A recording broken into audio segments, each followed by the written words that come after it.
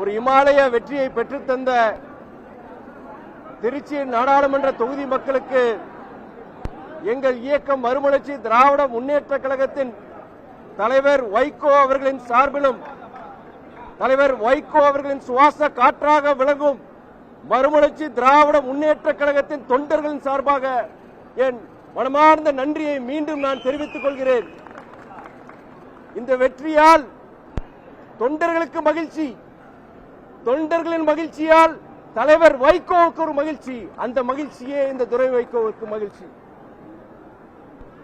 மாண்புமிகு முதலமைச்சர் அண்ணன் தளபதி அவர்களின் மக்கள் நல திட்டங்களால்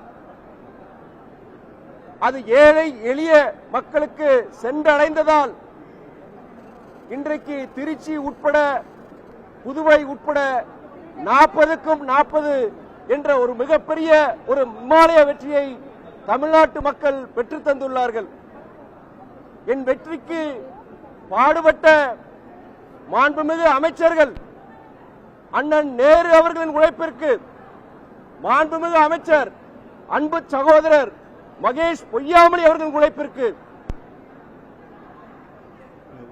மாண்புமிகு அமைச்சர் ஐயா ரகுபதி அவர்களின் உழைப்பிற்கு, அமைச்சர் சகோதரர் மெய்யநாதன் அவர்களின் உழைப்பிற்கு, திமுகவின் மாவட்ட செயலாளர்கள், சட்டமன்ற உறுப்பினர்கள், இனிகோ பொது உடைமை இயக்கத்தின் சேர்ந்த சட்டமன்ற உறுப்பினர் அன்பு சகோதரர் சின்னதுரை, பழனியாண்டி அவர்களின் உழைப்புக்கு கிடைத்த வெற்றி இந்தியா கூட்டணியை சார்ந்த திராவிட முன்னேற்ற கழகம், காங்கிரஸ், பொது உடைமை இயக்கங்கள், விடுதலை சிறுத்தை இயக்கம் மற்றும் அனைத்து இயக்கங்களின் நிர்வாகிகள் எந்த பதவியும் வைக்காத, எந்த பிரதிபலனும் எதிர்பார்க்காத இந்தியா கூட்டணியில் இடம்பெற்றுள்ள அனைத்து இயக்கங்களின் தொண்டர்களின் உழைப்புக்கு கிடைத்த இந்த வெற்றி.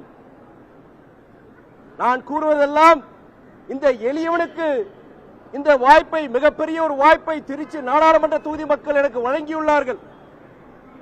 அவர்களின் நம்பிக்கையை நிறைவேற்றும் வகையில் என்னால் முடிந்த மட்டும் அமைச்சர்களின் வழிகாட்டுதலில், முதலமைச்சர் அவர்களின் வழிகாட்டுதலில், மூத்த நாடாளுமன்ற உறுப்பினர்களின் வழிகாட்டுதலில் இந்த எளியவன் துரை வைகோ பாடுபடுவேன். திருச்சி மற்றும் புதுக்கோட்டை மற்றும் கந்தர்வக்கோட்டை நீண்ட காலமாக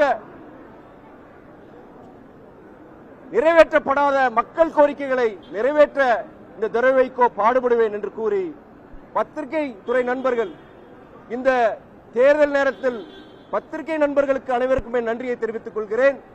தேர்தலில் என்னுடன் போட்டியிட்ட அண்ணா திராவிட முன்னேற்ற கழக வேட்பாளர், பாரதிய ஜனதா கூட்டணியின் சார்ந்த வேட்பாளர், நாம் தமிழர் கட்சியின் வேட்பாளர் மற்றும் அனைத்து சுயேட்சை வேட்பாளர்களுக்கும் நான் கூறுவதெல்லாம் தேர்தல் முடிந்துவிட்டது. இனி நமது இலக்கு திருச்சி தொகுதி மக்களுக்கு நாம் சேவை செய்ய வேண்டும். கட்சி எல்லைகளை கடந்து, அரசியல் சித்தாந்தங்களை கடந்து நாம் ஒன்று சேர்ந்து திருச்சி மக்களுக்காக நாம் பாடுபடுவோம். நன்றி, வணக்கம்.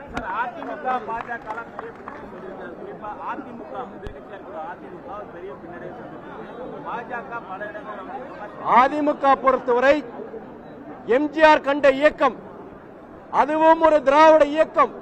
திமுகவுக்கு போட்டி அதிமுக, அதிமுகவுக்கு போட்டி திமுக. இதில் பாஜகவுக்கு இடமில்லை, தமிழ்நாட்டில் இடமில்லை.